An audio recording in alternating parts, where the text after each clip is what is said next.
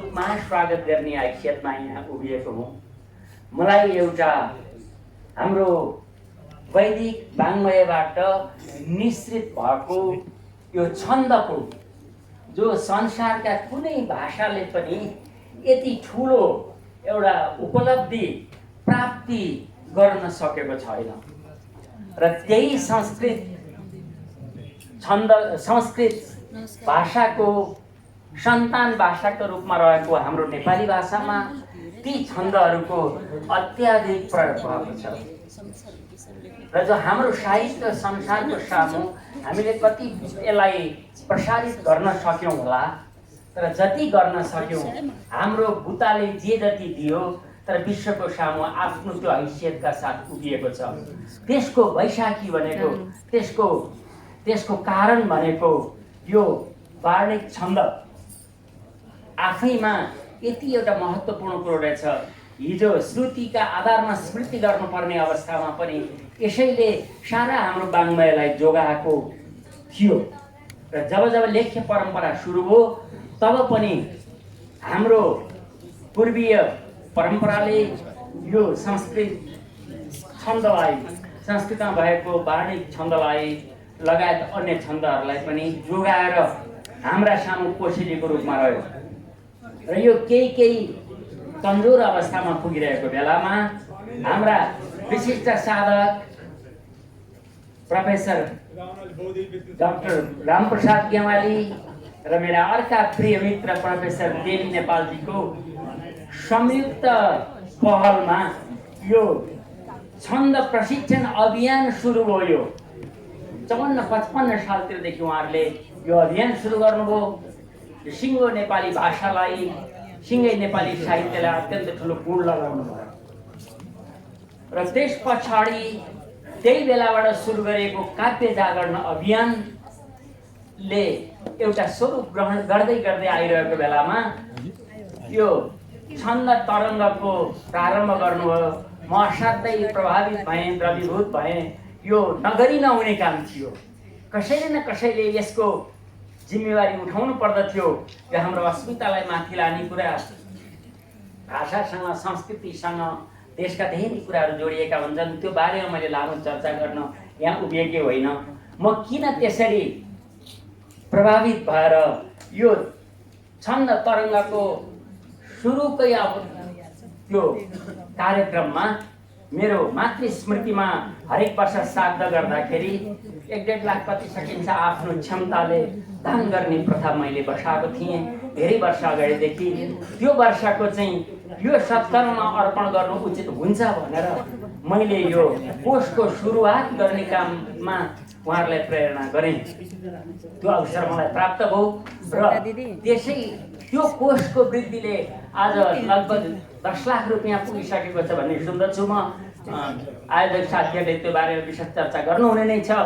म त्यही खुसीमा, त्यो खुसीको साथ लिएर छन्द तरङ्गको यो 5औं यो अर्पण समारोहमा, पुरस्कार अर्पण समारोहमा यहाँहरूलाई स्वागत गर्ने यहाँ उभिएको छु र त्यही अवसरको निमित्त म अत्यन्त खुसी छु। र आगामी दिनहरूमा आउँदै गरेको हामी शारदीय पर्वहरूको मुखैमा छौँ। यी सबै पर्वहरूको हार्दिक शुभकामना यहाँहरूलाई अर्पण गर्दै म स्वागत गर्न चाहन्छु, स्वागत गर्दछु। स्वागतम स्वागतम स्वागतम। थुङ्गा फुलका हामी एउटै माला नेपाली, सर्वभौमै फैलिएका मेची महाकाली। सयौं थुङ्गा फुलका हामी एउटै माला नेपाली, सर्वभौमै फैलिएका मेची महाकाली। प्रकृतिका कोटि कोटि सम्पदाको आचल, वीरहरूका रगतले स्वतन्त्र र अटल। ज्ञान भूमि, शान्ति भूमि, तराई पहाड हिमाल, अखण्ड यो प्यारो हाम्रो मातृभूमि नेपाल। बहुजाति भाषा धर्म संस्कृति छन् विशाल, अग्रगामी राष्ट्र हाम्रो जय जय र अर्को नेपाल। पानसमा दीप प्रज्वलन गरेर संयुक्त रूपमा उद्घाटन गरिदिनु हुन नेपाल प्रज्ञा प्रतिष्ठानका पूर्व कुलपति गंगा प्रसाद उप्रेतीज्यूमा हार्दिक अनुरोध गर्दछु। यो राजनीति र साहित्यको संयोजन पनि हो। साहित्य मिसिएको राजनीति भयो भने कलात्मक हुनेछ। राजनीतिले साहित्यलाई संरक्षण गर्यो भने अनि मात्र देश समृद्ध हुन्छ। यसमा हामी ताली बजाएर सामेल हुन पनि सक्छौँ।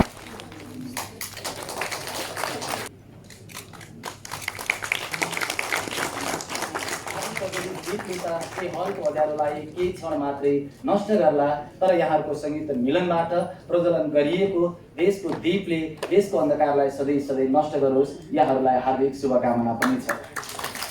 कसैमा अलि अप्ठ्यारो देखिरहेको छु, पछाडि क्यामेरालाई छेक्न पनि भएको छैन, हामीले नहेर्न पनि भएको छैन। यो हिजोको कार्यक्रममा पनि हामी भुइँमा आनन्दको तरङ्गलाई फैलाउन चाहन्छौँ। यसका निम्ति गायक दामोदर अधिकारी सरलाई अगाडि निम्त्याउँदछु र साथमा छन् पाठशालाका भाइ बहिनीहरू प्रतिष्ठा बज्राचार्य, अन्मेषा घिमिरे, एड्रिना वाग्ले, रुजिसा देवकोटा, प्रार्थना सुनवार जसले गिटार बजाउनु हुनेछ। अगाडि आइदिनु न हार्दिक अनुरोध गर्दछु।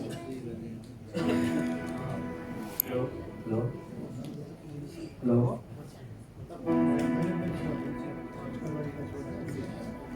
सबैजनालाई नमस्कार। यस गौरवमय कार्यक्रममा छन्द तरङ्गको 5औं वार्षिक उत्सव कार्यक्रममा तपाईँहरू सबैलाई हामी एउटा गीत गाएर स्वागत गर्दैछौँ।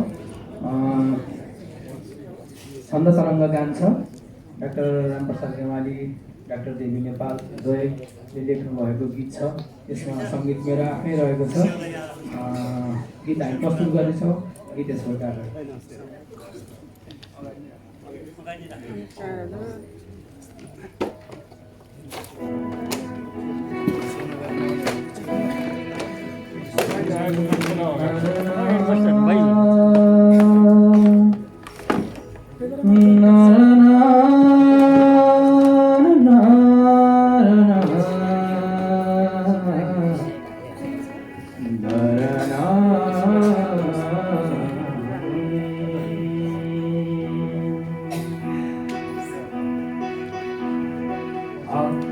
गढका थालहरूमा झन्कित हुन्छन् सुन्दर भाव। अक्षरगढका थालहरूमा झन्कित हुन्छन् सुन्दर भाव। भाव नदीका छालहरूमा नाच्छन् निर्मल कविता राग। भाव नदीका छालहरूमा हृदय युगका मार्मिक भाव गर्दछ छन्द तरङ्ग निनाद। काव्य कलाको अनुपम स्वाद हृदय युगका मार्मिक भाव। सरी म यहाँ बसेको थिएँ, बस्नु खोजेँ हुन्छ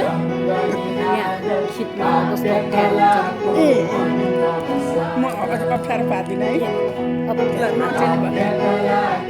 भाँचेला फेरि यो अनि भरे बरु अगाडि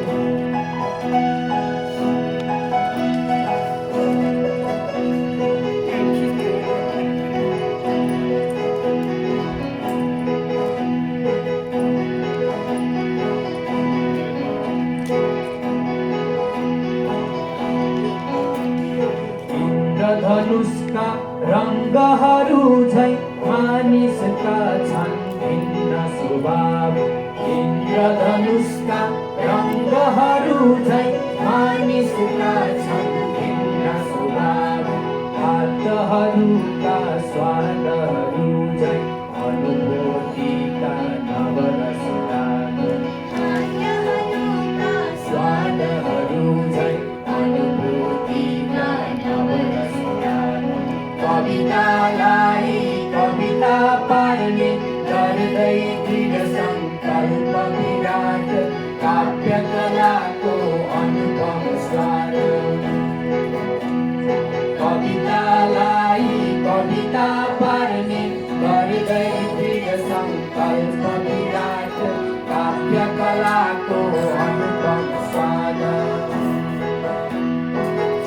तमका भ्रान्ति हजार गर्दछ छन्द तरङ्ग निनाद काव्य कलाको अनुपम स्वाद काव्य कलाको अनुपम स्वाद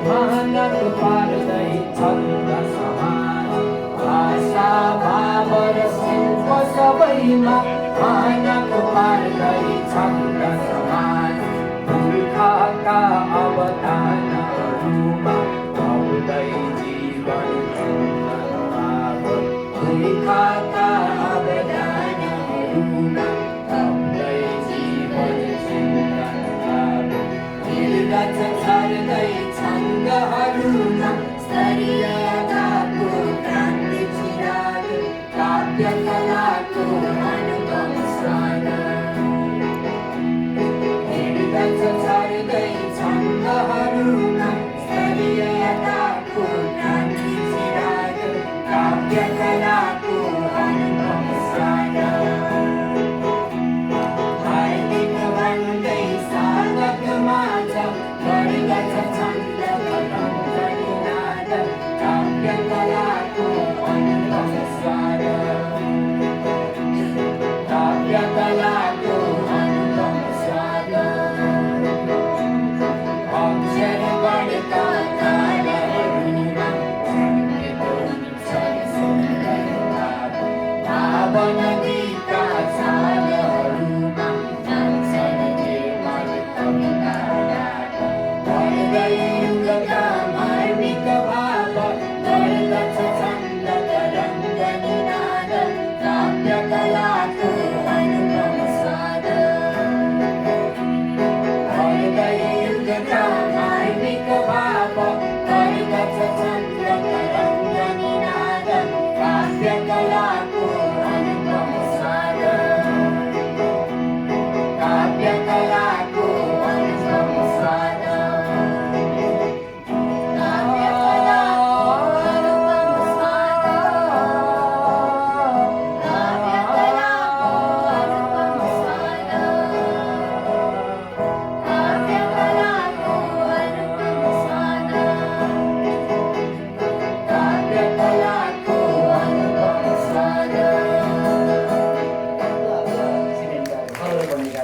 तर मान्छेले मान्छेलाई हेर्ने अग्लो उचाइको नैतिकताको उचाइ चाहिएको छ। वारिपारि जोड्ने विकासका निम्ति फलामका पुलहरू बनेका छन्। विकास पनि चाहिन्छ, तर त्योभन्दा पनि बढी मान्छेले मान्छेसँग जोड्ने भावनाको पुल चाहिएको छ। लाग्छ काव्य कलाले यही काम गर्दै अगाडि बढिरहेको छ। यसको एउटा दर्विलो पाटो छन्द तरङ्ग पनि रहेको छ।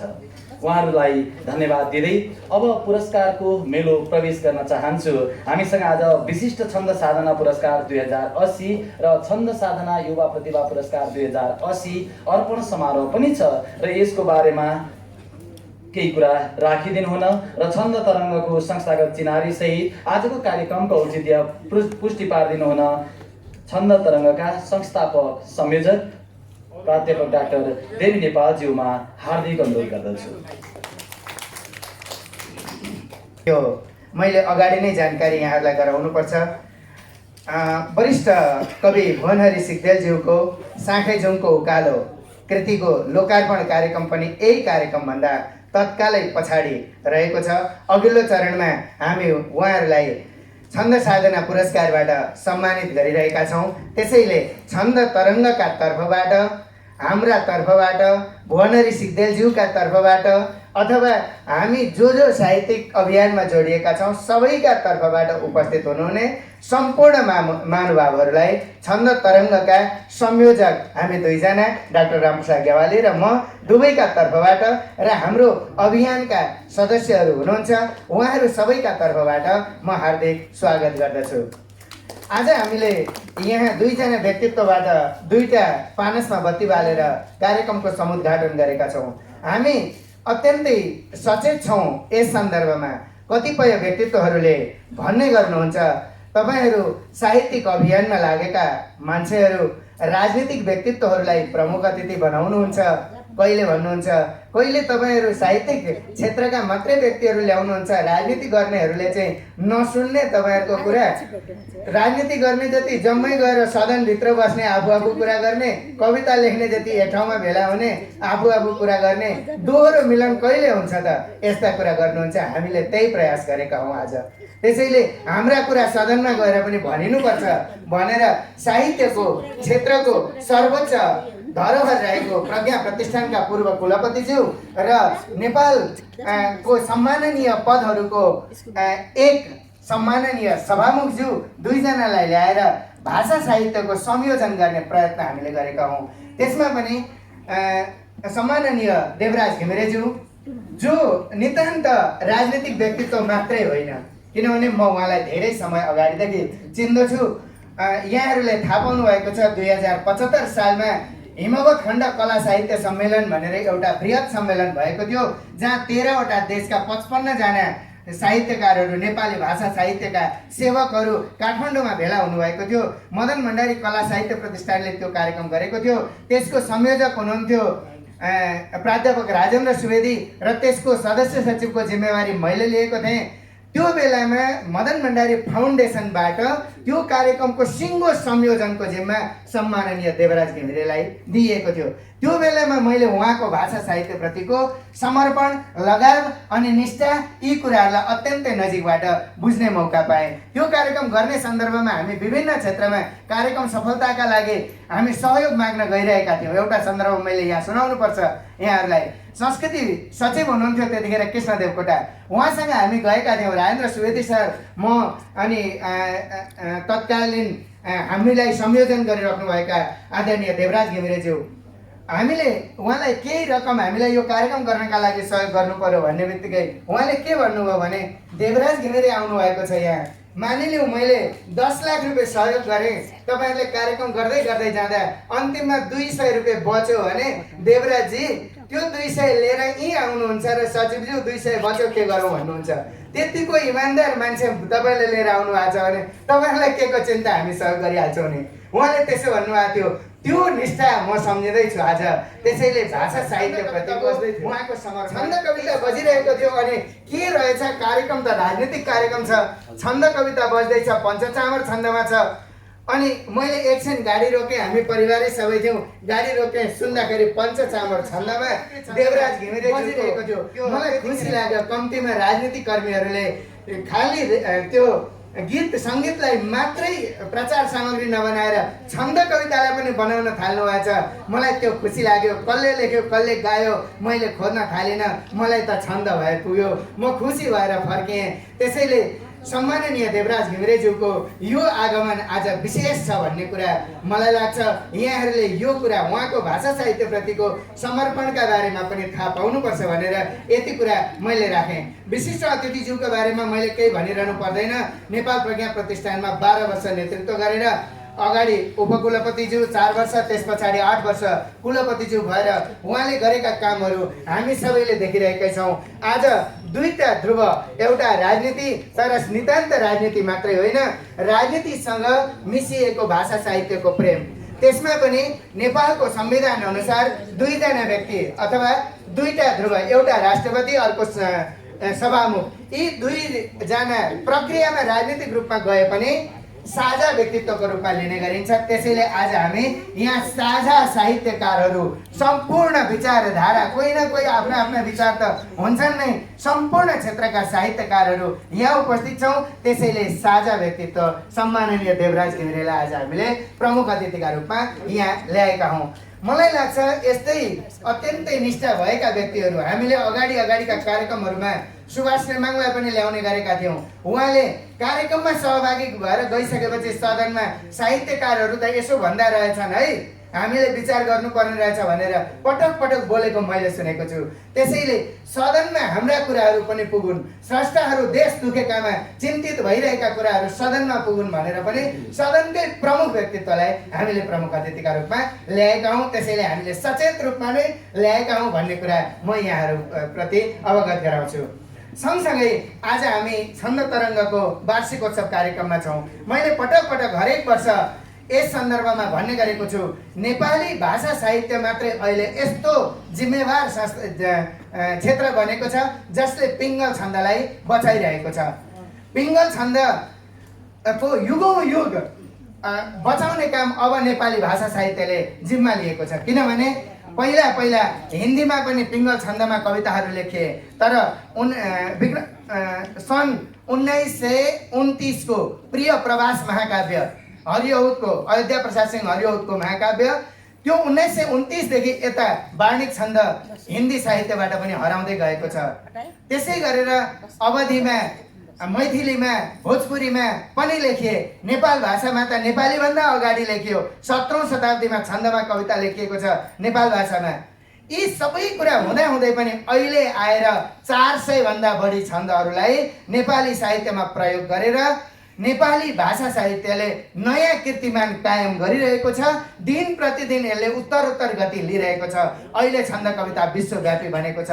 यसैले पनि हामीले यस किसिमका कार्यक्रमहरू मार्फत नेपाली मनको आवाज दिन सक्ने र आफ्नो पहिचान बोकेर हिँडेको हाम्रो पूर्वीय परम्परा, हाम्रो पूर्वीय जगतको एउटा गौरव, पूर्वीय जगतको एउटा सौरभ, त्यो छन्द परम्परालाई हामीले अगाडि लिएर हिँडेका हौँ।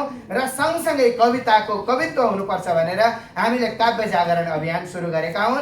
2054 सालमा डाक्टर रामप्रसाद गेवाली र म दुईजना भएर हामीले स्कुलमा गयौँ, बालबालिकासँग गयौँ, देशका विभिन्न क्षेत्रमा गयौँ, विदेशहरूमा गयौँ, विभिन्न क्षेत्रमा पुग्यौँ। तर त्यसले अहिले एउटा उचाइ प्राप्त गरेको छ। हामीलाई खुसी लाग्छ। अग्रजहरूले बाटो देखाउनु भएको थियो, हामी हिँड्यौँ। हाम्रो काम हिँड्ने थियो, हामी हिँड्यौँ। आज हामी यहाँसम्म आइपुगेका छौँ। त्यसैले पनि यो छन्द तरङ्ग निरन्तर यही कुराको निरन्तरता हो भन्ने मलाई लाग्छ। आज नयाँ पुस्ता 3 दशक अगाडि मात्रै छन्दमा कविता लेखेर गाउँदाखेरि सिलोके छन्दे भनिने डर भएको अवस्थामा आज बालबालिकाहरू नजानी छन्दमा कविता वाचन गर्दैछन्। हिजो पद्यमा लेखेर गद्यमा वाचन गर्नुपर्ने अवस्था थियो, आज गद्य कविता पद्यमा वाचन गर्ने मोह बढ्दै गएको छ। यो सफलता यो सामूहिक अभियानको हो भन्ने मलाई लाग्छ। छन्द तरङ्गको मात्रै होइन, यहाँभन्दा अगाडि धेरै कामहरू भएका छन्। अगाडि रमेश खकुरेल गुरु हुनुहुन्छ, पोका गोष्ठीले धेरै काम गरेको थियो, कमलमणि दीक्षितज्यूहरूले धेरै अभियान नै सञ्चालन गर्नुभएको थियो। तिनै अभियान भित्रै विश्वव्यापीकरण गर्ने कुरामा चाहिँ हाम्रो अलिकति भूमिका रह्यो भन्ने मलाई लाग्छ। बाहिर प्रचार प्रसार गर्ने कुरामा हाम्रो अलिकति भूमिका भयो भन्ने मलाई लाग्छ। त्यसैले पनि हामी गौरवान्वित छौँ। यो कार्यक्रम अघि भारद्वाज मित्रज्यूले भनिसक्नु भएको छ। डाक्टर रामप्रसाद गेवाली र मेरो यो छन्द जागरणको यात्राको 20 वर्ष बितिसकेपछि हामीले सोच्यौँ एउटा संस्थागत रूप दिउँ भनेर। त्यो संस्थागत रूप कसरी दिने भन्दा छन्द तरङ्ग नाम गरेको एउटा अभियान सञ्चालन गरौँ। त्यतिखेर लेखन कुञ्जका कमल ढकालज्यू माध्यम बन्नुभयो। उहाँले भन्नुभयो म स्थान दिन्छु, तपाईँहरू अभियान अगाडि बढाउनुहोस् भनिसकेपछि हामीले 2075 सालको भदौदेखि प्रत्येक महिना त्यो लेखन कुञ्जको हलमा 200 रुपियाँ टिकटमा 3 जना कविहरूलाई प्रस्तुत गर्न थाल्यौँ। एकजना अग्रज पुस्ताका, एकजना मध्यम पुस्ताका र एकजना अनुज पुस्ताका 3 जना कविहरूलाई प्रस्तुत गर्न थाल्यौँ। लगातार 19 महिना गयौँ हामी, 1 महिना पनि यताउता भएन। 19 महिना गइसकेपछि हामीमा त्यही कोभिड-19 नै आइलाग्यो। अनि त्यो 19ले हामीलाई रोकेर छोड्यो। त्यसपछि हामीले फेरि गति दिन सकेका छैनौँ। लेखन कुञ्ज अहिले गुरुकुलले लिइसकेपछि त्यहाँको हल अनुकूल भएको छैन। हामी अनुकूल हल खोजिरहेका छौँ। त्यो प्राप्त हुने बित्तिकै हामी कार्यक्रमलाई अगाडि बढाउनेछौँ। यो प्रतिबद्धता मैले हरेक वर्ष व्यक्त गरिरहेको छु। अर्को वर्षको वार्षिकोत्सवमा प्रतिबद्धताभन्दा अगाडि काम गर्न पाऊँ भन्ने अपेक्षा म यहाँहरू अगाडि राख्दछु। अनि हामीले त्यो कार्यक्रम सुरु गर्ने बित्तिकै 75 सालको भदौ 22 गते हामीले एउटा घोषणा सभा गऱ्यौँ। घोषणा सभा गर्दाखेरि हाम्रा भारद्वाज मित्र कृष्ण सुवेदी यहाँ अगाडि हुनुहुन्छ। उहाँले उठेर भन्नुभयो मैले हरेक वर्ष आमाको श्राद्धलाई नयाँ तरिकाले प्रयोग गर्ने गरेको छु। आमाको श्राद्ध कार्तिकमा हुन्छ, तपाईँहरूले भदौमा सुरु गर्नु भएको छ। यो अभियानका लागि आमाको श्राद्ध स्वरूप म 1 लाख रुपियाँ तपाईँहरूलाई अभियान सञ्चालन गर्नका लागि दिन्छु भनेर भन्नुभयो। त्यो त अभियान सञ्चालन गर्नका लागि उहाँले घोषणा गर्नुभएको थियो। तर हामीले तत्काल के सोच्यौँ भने यत्रो उदार हृदयले दिनुभएको छ भने अक्षय कोष किन निर्माण नगर्ने, अक्षय कोष निर्माण गऱ्यौँ भनेर हामी दुईजनाले सल्लाह गऱ्यौँ र त्यसलाई अक्षय कोषको एउटा बीज रूपमा हामीले ल्यायौँ। अनि अर्को कार्यक्रम गर्ने बित्तिकै सीता भट्टराईज्यू यहीँ कतै हुनुहुन्छ, आज एकदम भिडभाड भएकाले म यहाँ देखिरहेको छैन। सीता भट्टराई पर हुनुहुन्छ, उहाँले 1,55,555 यो अभियानलाई भनेर घोषणा गर्नुभयो। 2,55,000 त हामीले सोच्दै नसोची आयो। त्यो भएपछि हामीले सल्लाह गऱ्यौँ तपाईँ 1 लाख लगाउनुहोस्, म 1 लाख लगाउँछौँ भनेर हामीले 1 लाख लगायौँ। 4,50,000 त यसै भइहाल्यो। अनि अरूसँग हामीले सहयोग माग्दै हामीलाई बाहिरबाट धेरै सहयोग प्राप्त भयो। 4,55,000 त हामीले मूल रूपमा प्राप्त गरिसके पछाडि अब हामीलाई अमेरिकाबाट भोला शिवाकोटीले 1 लाख रुपियाँ पठाइदिनु भयो। इजरायलबाट निशा अर्यालले 55,000 पठाइदिनु भयो। अनि क्यानाडाबाट कुसुम गेवालीले यहाँ आमा हुनुहुन्छ नेत्रकला गेवाली, उहाँको नाममा 1 लाख रुपियाँ पठाइदिनु भयो। अनि रमेश खकुरेल गुरु यहीँ हुनुहुन्छ, रमेश खकुरेल गुरुले हामीलाई 35,000 दिनुभयो। अनि मिना गेवाली यहाँ प्रदेशको माननीय हुनुहुन्थ्यो त्यतिखेर, उहाँले 21,000 दिनुभयो। यसो गर्दा गर्दै हाम्रो त 7,85,000 को अक्षय कोष बन्यो। 7,85,000 को अक्षय कोषको घोषणा पोहोर गर्ने बित्तिकै त्यो 85,000 मा नराखौँ 15,000 म थपिदिन्छु भनेर फेरि सीता भट्टराईले थपिदिनु भयो। 8 लाख त हामी पोहोरै पुगेका थियौँ र यो वर्ष हामीले 10 लाख पुर्याउने लक्ष्य राखेका थियौँ। अलिअलि सङ्केत मात्रै गरेका थियौँ। हामीलाई त सहयोग कति प्राप्त भयो। खेम रिजालले अमेरिकाबाट 51,000 पठाइदिनु भयो। हरि काफ्लेले 25,000 पठाइदिनु भयो। प्रभा पोखरेलले 25,000 पठाइदिनु भयो। सुदीप भद्र खनालले 20,000 पठाइदिनु भयो। रमेश गौतमले 10,000 पठाइदिनु भयो नर्वेबाट। अनि हिजो बिहान मात्रै तपाईँहरू त यस्तो काम गर्दै हुनुहुन्छ मलाई किन नभन्नु भएको भनेर मोहन सिटौला हाम्रा अग्रज गुरु हुनुहुन्छ, उहाँले अमेरिकाबाट मलाई फोन गर्नुभयो र मेरो नाममा 52,000 भनेर हिजै खातामा हालिदिनु भयो। यसो गर्दा अहिले त हामी 9,84,000 मा पुग्यौँ। 9,84,000 मा पुग्यौँ। अब हामी भोलि यसलाई रिन्यू गर्दैछौँ। भोलिसम्ममा सम्भवतः हामी बाहिरबाट नै पुर्याउँछौँ। पुगेन यदि भने पनि जम्मा 16,000 को कुरा हो। दुईजनाले हामी बेहोर्छौँ र भोलि हामी 10 लाख को अक्षय कोष राख्दैछौँ। यो कुरा यहाँहरूका अगाडि मैले सार्वजनिक गरेँ। अब यही छन्द साधना पुरस्कारलाई हामीले 2076 सालदेखि सुरु गऱ्यौँ। सुरुमा 25,000 को थियो। रमेश खकुरेलज्यूलाई पहिलो पुरस्कार हामीले अर्पण गऱ्यौँ। 2077 सालमा चन्द्रप्रसाद नेउपानेज्यूलाई, 78 सालमा प्राध्यापक घनश्याम कणेललाई, 79 सालमा हामीले रामचन्द्र भट्टराईलाई प्रदान गऱ्यौँ। अनि 79 सालमा हामीले विचार गऱ्यौँ अब अग्रज पुस्ता मात्रै होइन नयाँ पुस्ता पनि जोड्नुपर्छ भनेर 40 वर्ष मुनिका युवाहरूलाई जोड्नुपर्छ भनेर सुदेश सत्यालाई हामीले युवा प्रतिभा पुरस्कार गत वर्ष प्रदान गऱ्यौँ। गत वर्ष हाम्रो बजेट 25,000 र 15,000 पुरस्कारको थियो। यो वर्ष हामीलाई अलिकति ब्याज आयो। पोहोरको त्यो कोर्सले गर्दा ब्याज आइसकेपछि हामीले यस वर्षदेखि पुरस्कार बढायौँ। 40,000 विशिष्ट छन्द साधना पुरस्कार र 20,000 युवा प्रतिभा पुरस्कार गरेर हामीले त्यो कोर्समै बढायौँ। हाम्रो अपेक्षा छ अर्को वर्ष हामी 50 मा पुग्न सकौँ भन्ने हाम्रो अपेक्षा छ। जति त्यसबाट आउँछ त्यति हामी स्रष्टालाई नै अर्पण गर्दछौँ। अनि हामीले दुईटा धार बनायौँ। एउटा विशिष्ट छन्द साधना पुरस्कार उमेरले भन्दा पनि व्यवहारले हेर्ने गरी, तर उमेरगत रूपमा सैद्धान्तिक रूपमा लगभग 60 भन्दा माथिका स्रष्टाहरूलाई पर्ने गरी, तर व्यवहारिक रूपमा अहिलेसम्म हामीले प्रदान गरेकामा चन्द्रप्रसाद नेउपानेज्यू 60 पुग्नु भएको छैन, तर दुईटा 60 भन्दा धेर काम गर्नुभएको छ। त्यसैले उहाँलाई हामीले 77 सालको छन्द साधना पुरस्कार प्रदान गरेका थियौँ। तर अर्को चाहिँ हामीले 40 वर्षलाई सीमा बनाएका छौँ। 40 वर्ष नकटेका स्रष्टाहरूलाई 40 वर्ष भित्रकालाई भन्न बनेका थियौँ। त्यही कारणले हामीले यस वर्ष अघिल्लो वर्ष सुदेश सत्याललाई रोज्यौँ। सुदेश सत्याल अत्यन्त त्यही प्रखर युवा कवि। अहिले हामीले कविराज पौडेललाई रोज्यौँ। उहाँ अहिले ठ्याक्कै 40 वर्षमा हुनुहुन्छ। यो वर्ष उहाँलाई हामीले नसम्झेको भए अर्को वर्ष उहाँ छुट्नुहुन्थ्यो। अहिले हामीलाई दुःख लागिरहेको छ। इलाममा सोम निरौला हुनुहुन्छ, अत्यन्तै सुन्दर कविता लेख्नुहुन्छ। सुर्खेतमा वासुदेव पाण्डे हुनुहुन्छ, चितवनमा प्रकाश चापागाई हुनुहुन्छ, गोर्खामा नारायण पोखरेल हुनुहुन्छ, यहीँ हुनुहुन्छ भवानी खतिवडा, बलराम दाहाल, नारायण निरासी, अनि उहाँ इटरीमा हुनुहुन्छ टिका आत्रेय। यस्ता प्रतिभाहरूलाई हामीले अभियानहरूले ढिलो गरेछौँ। 40 कटिहाल्नुभयो, हामीले सम्मान गर्नै पाएनौँ। तर त्योभन्दा ठुलो सम्मान हाम्रो मनभित्र छ भन्ने कुरा यहाँहरूले बुझिदिनु होला भन्ने अपेक्षा राख्दै अब म सम्मानित व्यक्तिहरूका बारेमा हामीले एउटा परम्परा बनाएका छौँ। सम्मान पत्रभित्र नै उहाँहरूका जम्मै कुरा गरिसक्ने हाम्रो त्यो परम्परा छ।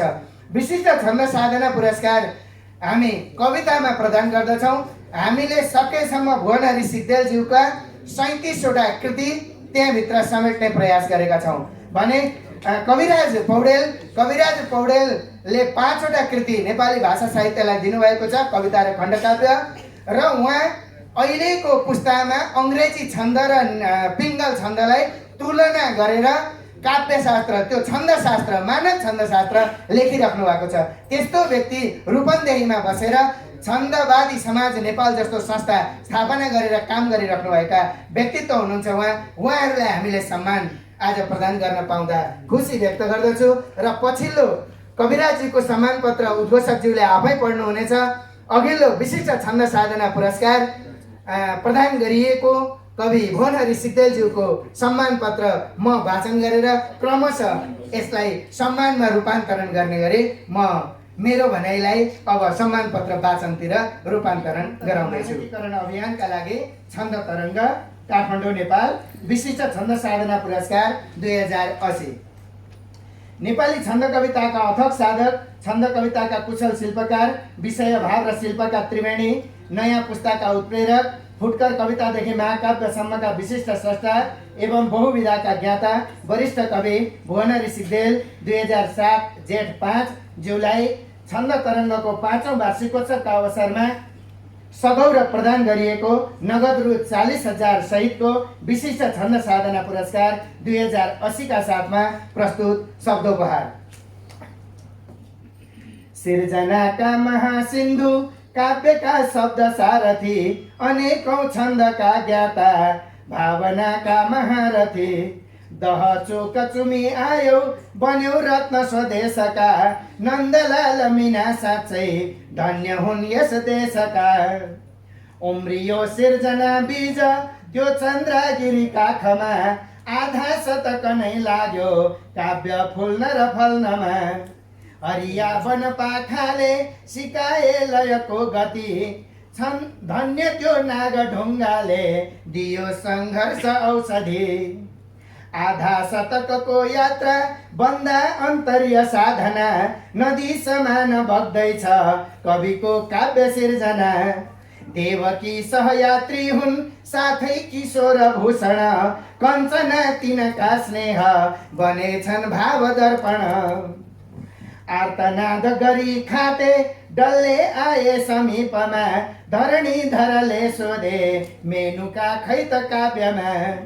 विभुधारासँगै कानी समय चक्रमा डुबे, रो कविता भनी आफै तिता मिठा कुरा झिके। कुलको सपना तुन्दै अतीत वर्तमान भो, खुसी छिन् रमिला नानी यात्रामै जिन्दगी बित्यो। त्यो सुरा सुन्दरी छोडी रामदाई कता पुगे, तारा खस्ने भयो चिन्ता स्मृति तरङ्गमा डुबे। बगे कलम गङ्गामा निशानी अनि उर्मिला, मनका सयपत्रीमा वैयाकरण छन् सदा। मै छोरी सुन्दरी बस्थ्यो सारङ्गीमा कलाभरि, आमोहीले दिन आट आरोहण गर्यो चुली। जदौ मालिक भन्दैछन् सकुनी र धनञ्जय, 72 वसन्तैमा तिवारी गर्छ लालस। परेवासँगको प्रेम तिमीले कसरी पढ्यौ, त्यो साँखे जुङको ठाडो उकालो कसरी चढ्यौ। लेख्यौ कति नयाँ काव्य कुन शक्ति प्रबन्धले देख्यौ कति नयाँ भाव कुन गम्भीर नेत्रले सिर्जना फुलबारीमा सप्तरङ्गी बन्यौ तिमी पछ्याए छन्दले सारा काव्य मार्ग बन्यौ तिमी बन्यौ भुवनका ज्योति हरिभरि चम्क विश्वमा छन्द जागृतिका लागि मियो भैलम्क काव्यमा द्रुत लेखन दृष्टान्त आँसु कवित्व साधन छन्द पर्दैन छायामा तिमी जागा रहे तक तिम्रा यी हातका औला चलिरहन् निरन्तर छन्द जागृतिका मार्ग खुल्दै जाउन् अझै पर सम्झँदै गर्वका साथ त्यो लामो छन्द साधना गर्दछौ हर्षले आज यो पुरस्कार अर्पण सम्झँदै गर्वका साथ त्यो लामो छन्द साधना गर्दछौ हर्षले आज यो पुरस्कार अर्पण प्राध्यापक डाक्टर संस्थापक संयोजक छन्द तरङ्ग प्राध्यापक डाक्टर रामप्रसाद नेवाली संस्थापक संयोजक छन्द तरङ्ग सम्माननीय देवराज घिमिरे प्रमुख अतिथि सभामुख सङ्घीय संसद नेपाल मिति 2080 असोज 20 गते शनिबार। अब म सम्मानलाई क्रमशः जोड्नका लागि यो सम्मान ग्रहण गरिदिनु हुन कवि भुवन ऋषिदेवज्यूमा सविनय अनुरोध गर्दछु र कविलाई दोस्रो अर्पण गरिदिनु हुन आजका प्रमुख अतिथिज्यूलाई अनुरोध गर्दछु र सहयोगका निम्ति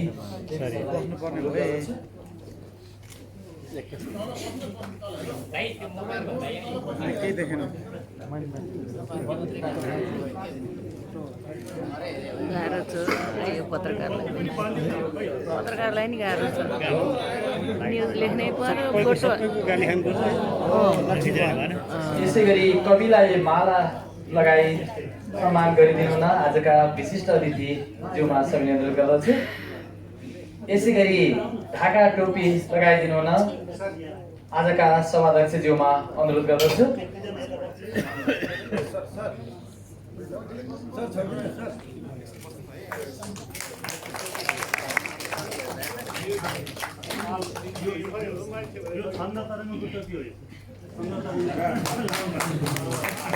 सम्मान पत्र अर्पण गरिदिनु हुन प्रमुख अतिथि सम्माननीय सभामुखज्यूमा अनुरोध गर्दछु।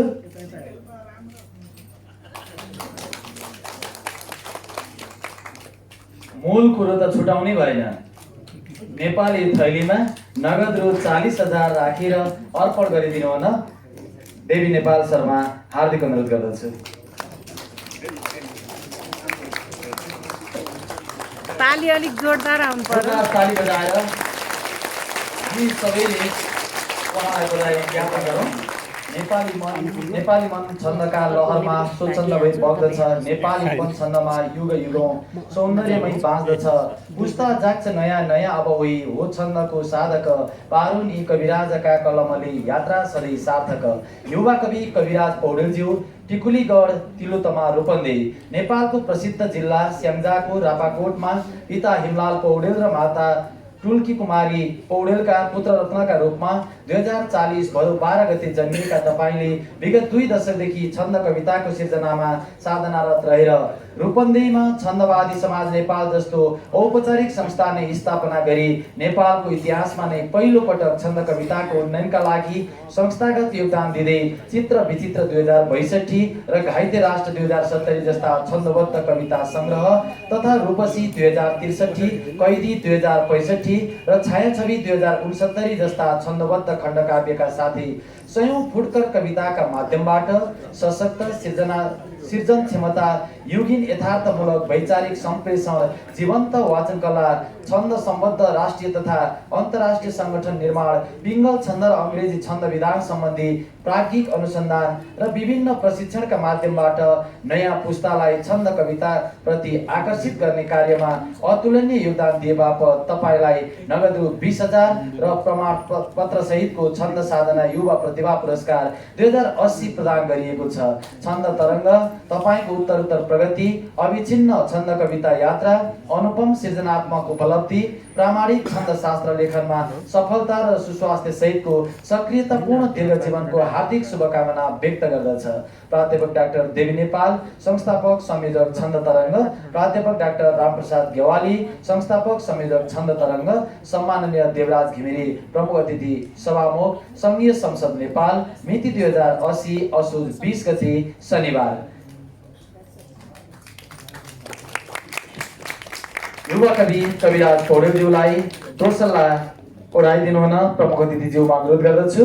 माला लगाइदिनु हुन विशिष्ट अतिथिज्यूलाई अनुरोध गर्दछु। यसै गरी ढाका टोपी लगाइदिनु हुन सभाध्यक्षज्यूमा अनुरोध गर्दछु। यो सम्मान पत्र अर्पण गरिदिनु हुन प्रमुख अतिथिज्यूमा अनुरोध गर्दछु।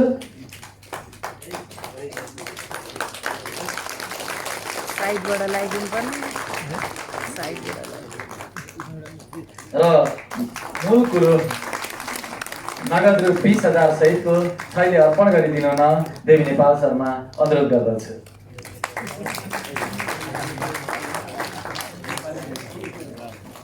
छन्द काव्यको महत्त्व दुवैजना सम्मानित त्यो छन्द काव्यलाई अभियानको रूपबाट अगाडि लानुपर्ने आवश्यकता र त्यसले गरिरहेका प्रगति र त्यसले पाइरहेका प्रभाव आदि समेतलाई ख्यालमा राखेर यो एउटा ज्यादै महत्त्वपूर्ण यो प्रतिभा पुरस्कार समर्पण गर्ने अवसरमा मलाई प्रमुख अतिथिको रूपबाट बोलाएर मलाई जुन एउटा ज्यादै महत्त्वपूर्ण अवसर प्रदान गर्नुभएको छ, यसमा आयोजक संस्था र खास गरिकन यसका अध्यक्ष देवी नेपाल र रामप्रसाद गेवालीजीलाई म हार्दिक धन्यवाद भन्न चाहन्छु।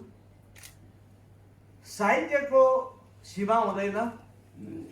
नेपाली साहित्य जसरी उत्पत्ति भयो र जुन ढङ्गबाट यसले प्रभाव पारेको छ, मलाई लाग्छ यसले समाजको यथार्थतालाई चित्रण गर्ने, समाजलाई कहाँ लानुपर्छ भन्ने बाटो देखाउने र त्यो बाटोमा हिँड्नको लागि चाहिने सबै खालका अनुशासन, पद्धति, तरिका र त्यसका स्तरहरू स्टेपहरूलाई बताउने र समय अनुसार यसलाई विकास गर्ने प्रत्येक कुराहरू गर्न सक्छ, गरिरहेको छ। नेपाली साहित्य खास गरी पूर्वीय दर्शनमा आधारित छ। पूर्वीय दर्शनको पनि वेदमा आधारित हुन्छन् र त्यसमा पनि यो छन्द वेदका महत्त्वपूर्ण अङ्गमध्येको एउटा महत्त्वपूर्ण अङ्ग हो भन्ने मेरो सामान्य बुझाइ छ। नेपाली साहित्य संसारमा एउटा महत्त्वपूर्ण साहित्य हो। हामी पश्चिमा साहित्यकारहरूको साहित्यहरू प्रचार गर्छौँ, प्रशंसा गर्छौँ, तर हामीले हाम्रै देशको साहित्यलाई त्यो गहिराईबाट जति बुझ्नुपर्ने सायद बुझ्न सकेका छैनौँ। बुझेकाहरूले त्यसलाई अपनाउनु पर्ने जति अपनाउन सकेका छैनौँ। अपनाउनेहरूले त्यसलाई जति प्रचार गर्नुपर्ने, त्यसको प्रभाव पार्नुपर्ने त्यो पार्न सकिरहेका छैनौँ। अहिले एउटा सन्दर्भवश देवी नेपालजीले केही कुराहरू राख्नुभयो। खास गरिकन यो हिमवत खण्डमा साहित्य, त्यसमा नेपाली साहित्य कसरी स्थापना भयो र यो अहिले छरिएर नेपालीहरू विभिन्न ठाउँमा रहिरहँदाखेरि पनि यसको सम्मिलन, साहित्यको सम्मिलन कसरी गर्न सकिन्छ र साहित्यलाई विकास कसरी गर्न सकिन्छ भनेर राजनीतिज्ञ जननेता मदन भण्डारी पनि एउटा साहित्य प्रेमी हुनुहुन्थ्यो र उहाँको नाममा मदन भण्डारी कला साहित्य प्रतिष्ठान र त्यसले आयोजना गरेर एउटा कार्यक्रमले हामीले यसलाई निकै जोड्ने कोसिस गर्यौँ र त्यसलाई निरन्तर लानुपर्छ भनेर सोच्यौँ, तर परिस्थितिले त्यसलाई निरन्तर लान नसक्दाखेरि पनि आज फेरि नयाँ आयाम भन्दा पनि खास गरी छन्दबद्ध कविताहरू जे लेखे पनि हुने, यसको मानकहरू केही पनि नहुने भाषामा, शब्दमा र भाषाका जेसुकै कुराहरू राखेर पनि हुने भनेर अघि केही चर्चा गरे जस्तै अब यसलाई गाइनेहरू, यी कविता वाचकहरूलाई चाहिँ माग्नेहरू भन्ने ढङ्गबाट हेर्ने खालको एउटा प्रवृत्ति विकास भएर